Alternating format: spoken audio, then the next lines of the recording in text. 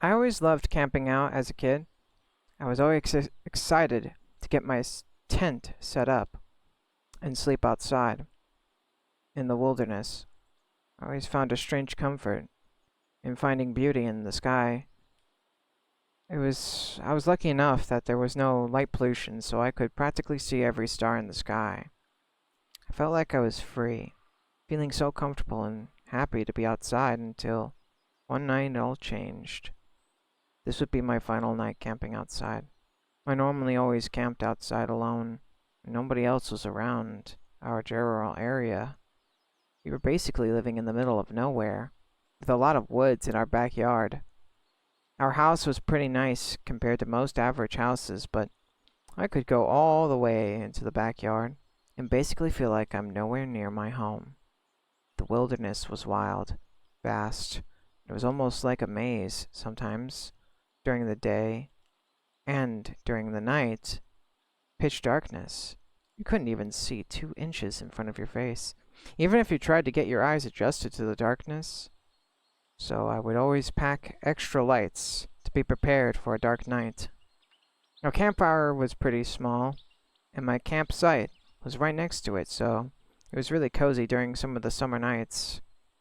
As I was getting ready and set for my sleep, something about the woods felt different. Normally, the crickets and other animals would be beaming with life, but for some reason tonight was eerily silent. I remember my dad telling me that if you hear the animals go quiet, that means a predator is nearby. At first I thought it would be probably just be either wolves or a bear, but I knew the bears never came near our property for some strange reason. As a matter of fact, they actively avoided our property. The other day I saw a bear nearby our property, scratching the tree, but as it was nearing the line between our property and the wilderness, it turned back to the wilderness, as if deterred by some invisible wall. Tonight, I would learn why the predators would stay away from our property. As I was getting settled into my sleeping bag, I felt like I was being watched. I heard footsteps like bare feet pitter-pattering across the damp ground of the woods, hearing a few tree branches crack, and the wind blowing ever so gently on my tent, making it shake a bit.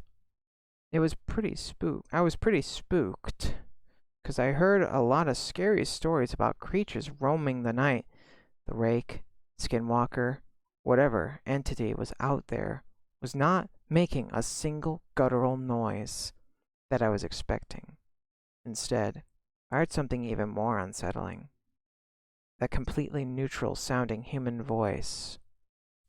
Hello? Is anyone out here? Please, help me. I'm lost. Please help.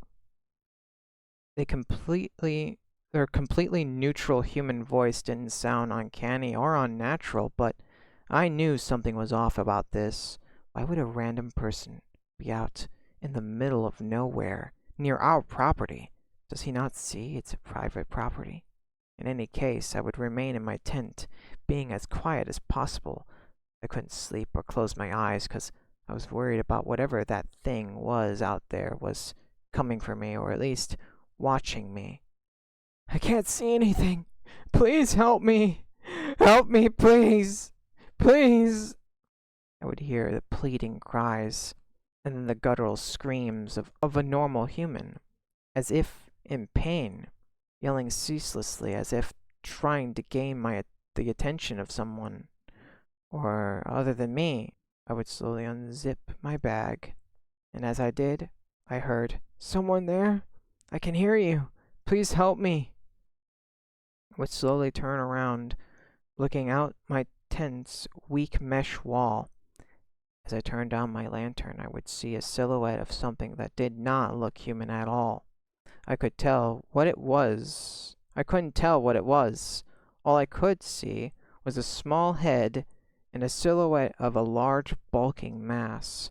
I could see it gently twitching and moving in the darkness, as if slowly backing away as it saw my light. I would slowly come out of my tent to see what it was.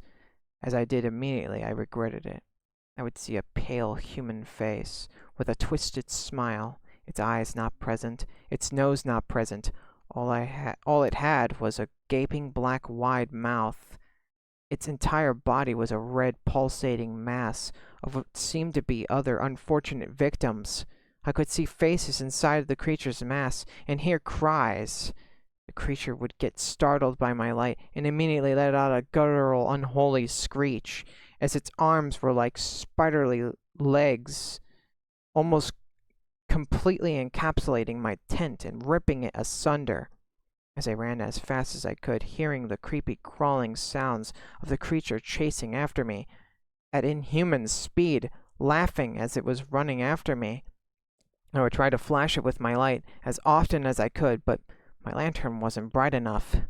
I immediately dropped my lantern and pulled out a flashlight and beamed it at the creature, which would make it screech and yell.